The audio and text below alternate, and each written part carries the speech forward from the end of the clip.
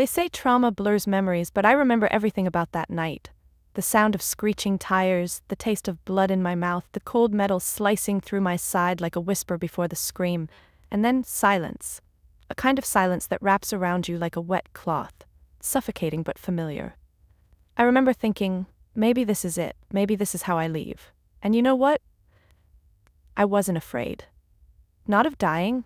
I was afraid of dying and no one caring. But I didn't die. I woke up 2 days later in the ICU, with tubes down my throat, stitches in places I didn't know could be stitched, and a nurse who looked at me like I was a ghost. Her name was Miriam. Her hands were gentle, and her eyes were kind. But they weren't the eyes I was hoping to see. Where was my mother? Where was my father? And my sister, the golden girl, the favorite, where was she? They weren't there. Not on the first day. Not the second. Not the third. I found out on day 4. Miriam was flipping through channels on the tiny hospital TV when a headline flashed across the screen. Local family celebrates at Maui Resort, honoring daughter's early college acceptance. There they were. My parents, my sister, laughing, in matching leis, holding champagne glasses. My chest didn't hurt because of the broken ribs. It hurt because they let me die and chose a luau instead. Miriam turned off the TV quickly. She didn't say anything, but I saw it in her face. Pity. I turned my head away and stared at the wall until the texture of the paint burned into my eyes. I'm not surprised, I told myself. I had always been the extra, the inconvenience, the one they forgot at school pickups and birthdays. But this time, they didn't forget. They made a choice. Growing up, I learned that some kids get bedtime stories, some get lullabies. I got closed doors and tired sighs. When I scraped my knee at 5, I bandaged it myself. When I got my first period, I learned through Google and panic. And when I told them I wanted to go to art school, my dad laughed so hard he spilled his whiskey. You want to draw for a living? You better marry rich, sweetheart. So I stopped asking for things. I stopped dreaming aloud. I stopped needing them. Or at least I tried. Because the truth is, no matter how strong you think you are, you never stop hoping your parents might one day choose you. And now, lying there in that sterile white room, I finally accepted that they never would. That was the first time I thought of disappearing. Not dying, disappearing. Of erasing myself from their story before they could do it for me again. But I wasn't going to vanish like a ghost. No. I was going to leave behind something they couldn't ignore. And so I made a vow to myself as I lay in that bed. If I survived this, I'd build a life so silent, so distant, so purposeful, that when they finally noticed I was gone, they'd have to ask themselves one burning question. Was she ever ours to begin with? If you've ever felt invisible in your own family, if you've ever been the background character in someone else's perfect photo, just know, your worth isn't measured by their attention. Have you ever felt like the one they left behind? Share your story below. You're not alone. And if this resonates, follow this journey. There's more they don't see coming. I used to believe that if I tried hard enough, they'd see me. If I brought home the perfect report card, maybe Dad would look up from his phone during dinner. If I dressed like the other girls, maybe Mom would invite me shopping instead of saying, "You wouldn't enjoy it anyway." If I laughed louder, ran faster, smiled brighter, maybe they'd stop comparing me to her. But I learned early. In our family, there was only room for one daughter. And I wasn't it. Her name is Isabel. Izzy, as they called her, the girl with sunshine in her smile and the whole world in her palms. Straight A's, piano trophies, head cheerleader. She looked like Mom, laughed like Dad, and knew exactly how to make them glow with pride. And then there was me. Quiet, awkward, always drawing in the margins of my notebooks instead of listening. I once won 3rd place in a regional art contest, and when I showed Dad the certificate, he said, "3rd place is still losing." I pinned it to my wall anyway, just to remind myself I existed. On Isabel's 16th birthday, they rented out a garden hall, complete with a string quartet and a fountain made of chocolate. On mine, they forgot.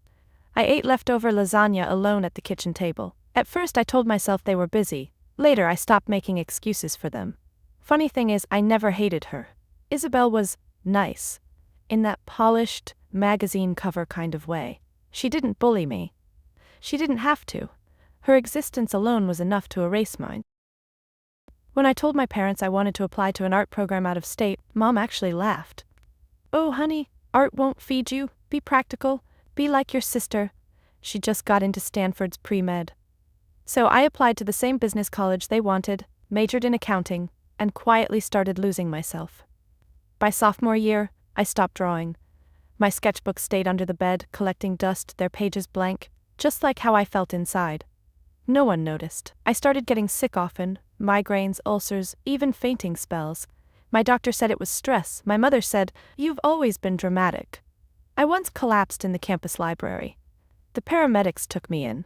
My roommate called my parents. They said they were out of town. They didn't ask which hospital. You want to know when you stop belonging to a family? It's not when they forget your birthday. It's not when they tell you your dreams are worthless. It's when your pain becomes inconvenient, and they walk away. The car accident just proved it. It wasn't a tragic misunderstanding. It wasn't that they didn't know I was in ICU. They knew, and they still chose Hawaii. I heard it from Aunt Leslie. She called to check on me when she found out, weeks after the fact. "They said it wasn't serious," she told me gently. "They thought you'd be fine."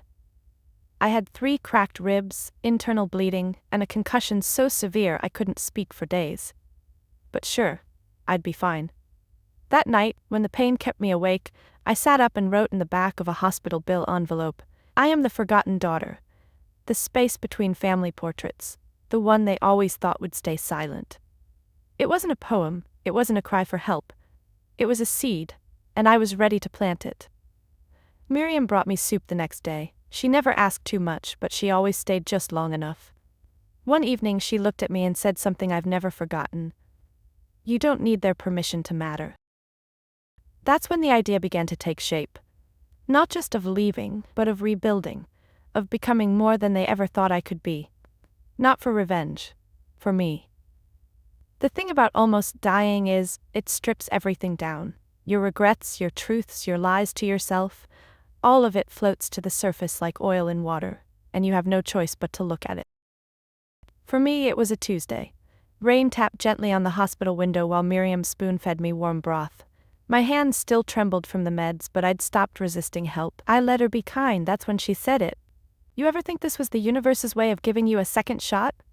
I laughed, a dry, bitter sound. "At what? A second chance to be ignored?" She didn't smile, didn't flinch, just looked at me and said softly, "No, sweetheart, a second shot to start over, with no one else's voice but yours in your head." That night, I couldn't sleep, so I asked her for a sketch pad and a pencil. She brought me one from the nurse's lounge. It was lined paper, and the pencil was dull, but it was enough. My fingers shook as I sketched. At first it was nonsense, lines, curves, blotches of emotion I didn't have words for. Then slowly a shape, a house, a lake, a girl on the porch looking out. She looked like me, but older, wiser, free. It was the first time in years I drew for myself, not for a grade, not for praise, not for a portfolio, just for the quiet ache in my chest that needed a voice. I stayed up all night, and by morning I had decided. I wasn't going back, not to college, not to them, not to being the afterthought in my own damn life. Of course I couldn't just walk out. My legs were still too weak. My discharge was still weeks away. But my mind had left already, and that's where everything changed. I asked Miriam for her phone one day and searched for property listings near where my grandparents used to live, by the lake where they took me once as a child, just once, before they died. I remembered the water was cold, and the porch creaked under my feet, but I also remembered feeling seen for the first time. To my surprise, the old house was still there, still standing, and still in the family's name. My parents had left it to rot. But I had a legal name on the deed. Grandpa had added me when I was 10, said something about, "You're the only one who listened to my stories." The universe doesn't hand you escape hatches often. But this felt like one. I called a lawyer from my hospital bed. In the following weeks, I did what everyone thought I wasn't capable of. I made calls. I filed transfer paperwork from school. I arranged for my belongings to be boxed and shipped. I signed documents and planned for the house's renovation, slowly, silently, without telling a single soul in my family. And when Miriam wheeled me out of the hospital on my final day, she didn't ask questions. She just hugged me tight and whispered, "Don't just survive, okay? Live." I took a bus across 3 states, rented a truck, stood in front of the lake house and wept. It was old, battered, paint peeling, the porch sagged like a tired smile, but to me, it was a heartbeat, one I hadn't heard in years. I stepped inside and said aloud, "This is mine now." For months, I worked. I sold art online to fund basic repairs, painted walls during the day, drew at night, cried on the stairs more than I'll admit, but with every sob, I shed pieces of the girl they never loved. I named her house Bluebird. Not for freedom, but for return, because I had come back to myself. And they had no idea. They say people only come back when they want something. Turns out, death is the perfect invitation. It was my grandfather, Dad's father, who passed. A quiet man, retired military, with a voice like gravel and hands always smelling of pipe tobacco. I hadn't seen him in years. I doubt he even knew about the accident, but I remember him clearly. He was the only adult who ever asked me questions that didn't end in, "Why can't you be more like your sister?" And now he was gone. I got the letter 2 weeks after the funeral. Not a call, not a message from family. A letter from his estate lawyer. Apparently, Grandpa had updated his will 5 years ago. A small lakeside property, yes, my Bluebird house, a few antique collectibles, and one rather sizable inheritance account were all assigned to me. All of it, no mention of my parents, no share for Isabel, just me. The lawyer wanted me to attend the official reading. I hesitated. Part of me wanted to stay hidden, to avoid the storm I knew would come. But another part, call it pettiness, or perhaps the quiet hunger to finally be seen, said, "Go." So I did. I walked into the office wearing a thrift store blazer and a dress with paint stains near the hem. My hair was still short from the hospital shave, uneven in places, but my spine, straighter than it had ever been. And there they were, my mother, in pearls, my father, already scowling, and Isabel, looking uncomfortable in a way that made me suspect she knew more than she let on. The lawyer cleared his throat. "Thank you all for coming. We'll keep this brief." He read the will line by line, formal, dry, until the line that silenced the room. "To my granddaughter, my name, who once listened to my stories when no one else would, I leave the property by Lake O'Hara and the full balance of my private inheritance account." No one spoke. Even the air held its breath. My father blinked twice. My mother's jaw twitched, and then Isabel, sweet, polished Isabel, whispered, "Wait." "What?" I met their eyes. Calm, I didn't need to gloat. The silence did it for me. Afterward, they cornered me in the hallway. Dad started, "This has to be a mistake." Mom followed, "You haven't even spoken to him in years." I shrugged, "Neither have you." Isabel didn't say anything, but her eyes searched mine like she was seeing a ghost she'd buried years ago. They asked me to reconsider. Not directly, of course. Manipulators never do. They hinted that I was young, that managing property and funds was a big responsibility, that they could help. I smiled, sweet as poison. "I've been managing my life alone for a long time. I think I'll manage this too." And then, I handed them the envelope. The letter. The one I'd written the night after the accident. It wasn't a scream. It wasn't a punch. It was a mirror. In it, I told them how I remembered everything. The forgotten birthdays. The night I nearly died. The way they posed for resort photos while I lay under fluorescent lights with broken ribs and a punctured lung. But I didn't ask for apologies. I didn't want redemption. I wanted them to know, to feel for once the weight of being left behind. I left before they could open it. I didn't need to see their reactions, because the point wasn't revenge. The point was that I had a name on a door, a future of my own, and for once, no one else's voice in the room but mine. I never expected them to cry, not the kind of tears that sting from truth, but the kind people shed when their power slips through their fingers. That's what happened after I handed them the letter. I didn't stay to watch them open it, but Miriam did. She was the one who had delivered it. I asked her to come along as my witness, my quiet shield. She had become more than just a nurse to me. She was my compass. She sat in the corner of the lawyer's office while the others argued over the will, calm and still like a storm was passing, and she already knew how it would end. When I gave them the envelope, I looked straight into my father's eyes and said, "This isn't for you to agree with, it's for you to understand." And then I left. Later, Miriam told me how they opened it. Isabel unfolded the pages like they might cut her. Mom read silently, lips pressed thin. Dad's hands shook, just slightly as he reached for his glasses. And then the silence stretched into something heavy, something thick. Because truth weighs more than inheritance ever could. The letter began like this. I was never angry because you forgot me. I was angry because you remembered me only when it was useful. I walked them through memory after memory.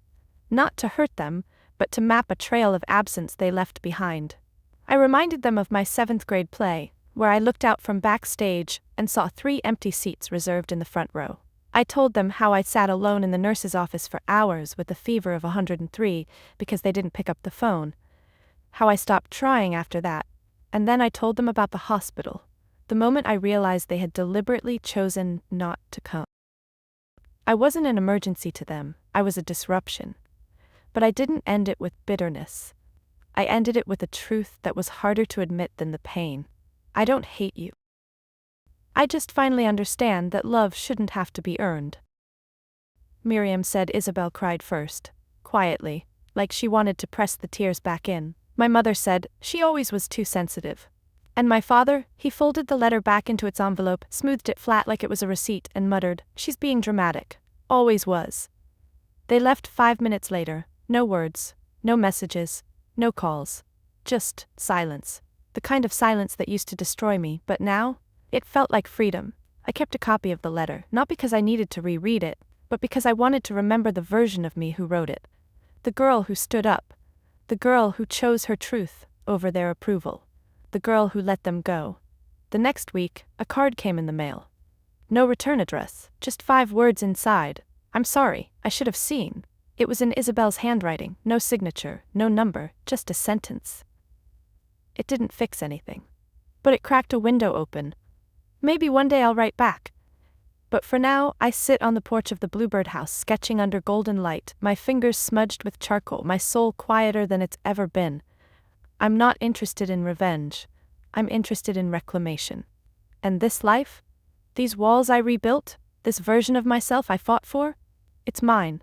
They can't take that back. They came back, of course they did. Not with flowers, not with apologies, but with paperwork. It started with a letter from their lawyer, a request for reconsideration regarding the property title, citing emotional distress and unfair influence. I laughed when I read it, not bitterly, just tiredly, as if someone had tried to pickpocket me using a move I'd already dodged 100 times before. They weren't grieving, they were calculating. This wasn't about me, it never was. Miriam, ever the guardian angel, helped me sort through the legal response. She glanced through the claim and muttered, "They really think guilt is a valid currency, don't they?" "They've always used guilt," I said, "just never this expensively." Then came the emails. Not from Mom, not from Dad. "Isabel, I don't agree with them. I didn't ask for this. I thought maybe we could talk, just you and me." I stared at the blinking cursor in the reply box for 5 minutes, then 10, then 30. But I didn't type a word. Because what do you say to someone who stood beside the fire while you burned, who watched but never threw a blanket? Maybe she really did want peace.